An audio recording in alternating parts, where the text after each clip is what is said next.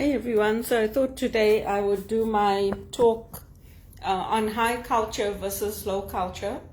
So they have this thing with people who come from India and America and who have grown up in North America. They say they are from high culture societies. And those of us who came from Africa, Zimbabwe, the global south, we are from low culture societies. So basically we are ignorant and they are the ones that they know how to read facial expressions, they know how to deal with nuances, they know how to interpret things the right way, and we are stupid, we don't.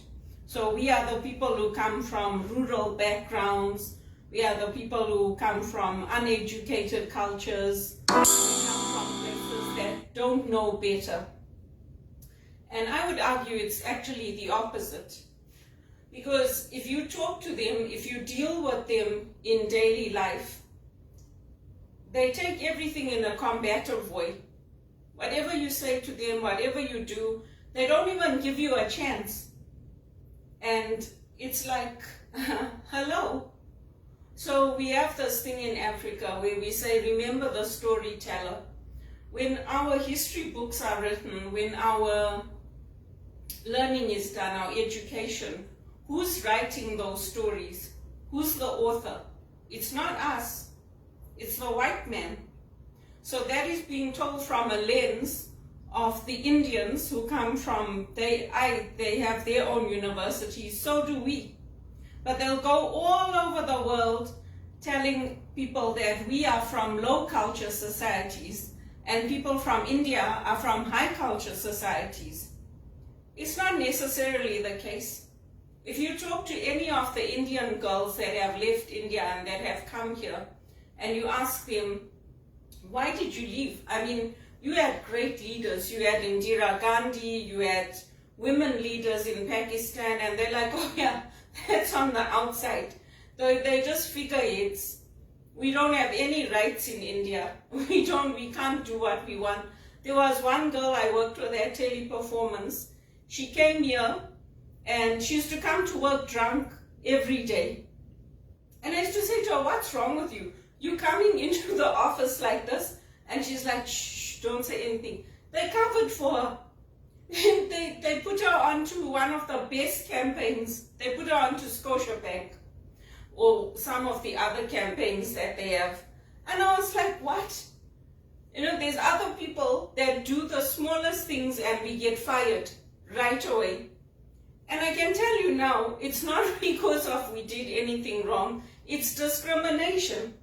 You see, all these Indian girls that come here from India, even with their accents, even with everything they do, they get treated like they're queens compared to us. We come here from Africa, we retrain, we requalify, we can have better education, better English, and better standards than somebody that came from India or somebody that is born in Canada, and we won't get those good paying jobs. It's discrimination. And even you'll see these white women that they go to places like Dubai or they go to places in India and then they talk about this low culture, high culture. They all do it. Now the story is being reshaped because people are coming up and the African leaders are telling a new narrative. So they have their own statues of like Ambuya Nehanda, the people that fought in the liberation struggles, the black people that invented things that were groundbreaking for medicine, our home remedies, all those things. I can guarantee you that if I had been born in India and come here to this country, I would be treated like a queen. I wouldn't be treated how I'm treated now. But anyway, then these girls, when they come, they say to me, Belinda, come, let's go drinking. I'm like, hello, you guys are new graduates. I'm over 50. They're like, so what? Just come. I said, no. My days of going club crawling and drinking and all that, I don't do that. I did that at university. I said, you students, you want to do it? Go ahead. But that's what they do. And everybody supports them. And then you get people like me who are good. When I'm not. That's why they say don't be too good. Do what Masrani did. Let all the crime and everything happen and then just say sorry and let's move forward. Isn't that what the banks do? It's not just him. Isn't that what all the banks do? That's what they do. What happened with the AIDS scandal?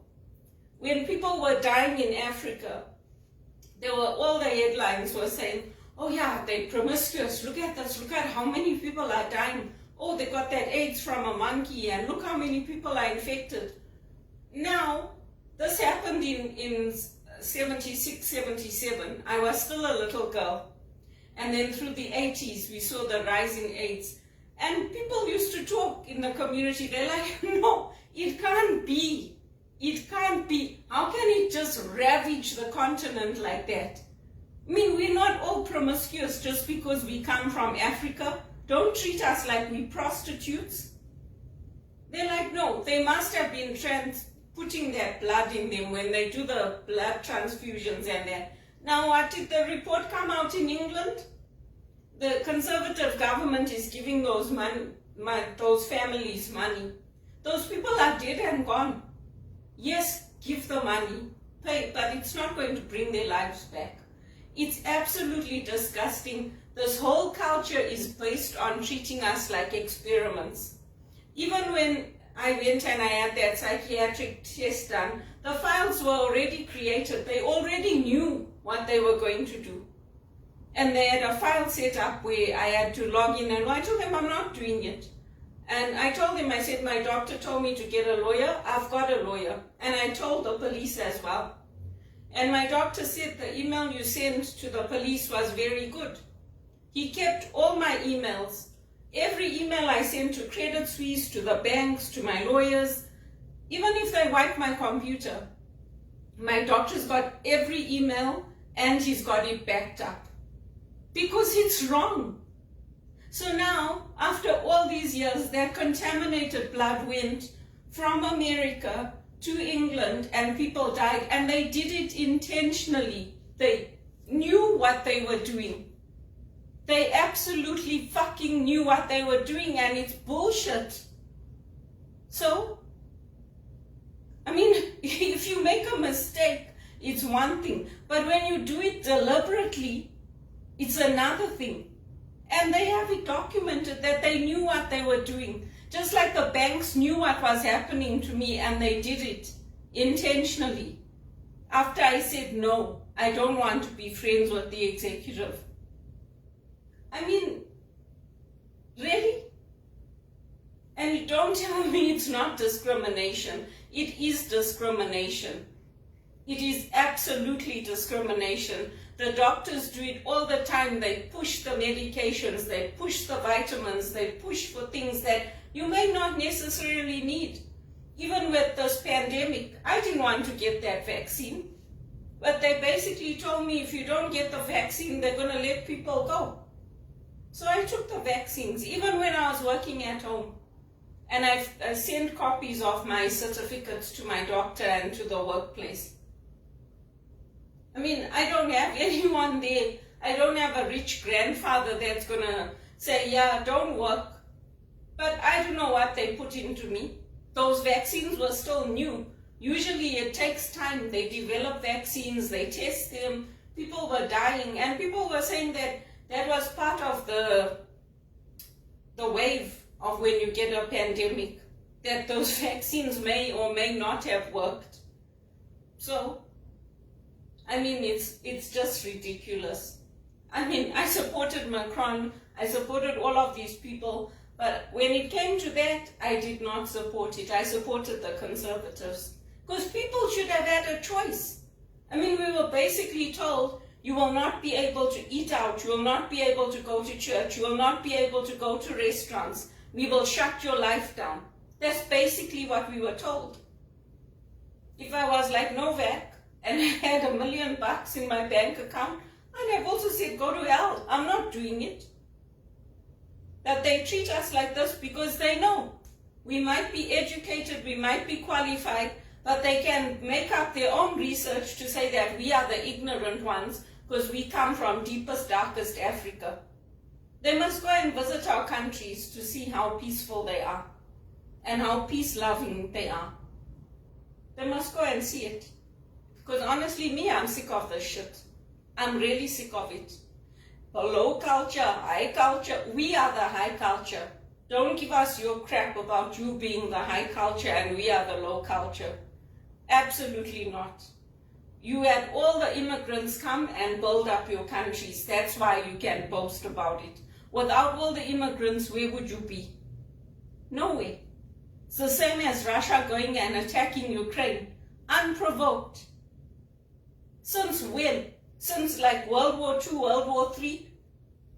Since when? And why would the black leaders support that for what? For nostalgia? Because they helped them in the war? What if Russia turns around and attacks all the African countries? Then what are they going to do? It's all nonsense. Look at who's telling the story. That's what I say. Look at who's telling the story and critique it and evaluate it. All these Indian girls that come here, they're happy to come to Canada because they can go drinking, they can go pub crawling, and then they can go to work and get all the support and all the people will cover for them. But people like me, we don't get any promotion, we don't get any good increases, we don't get the support to study, nothing. We have to do it on our own. That's Canada.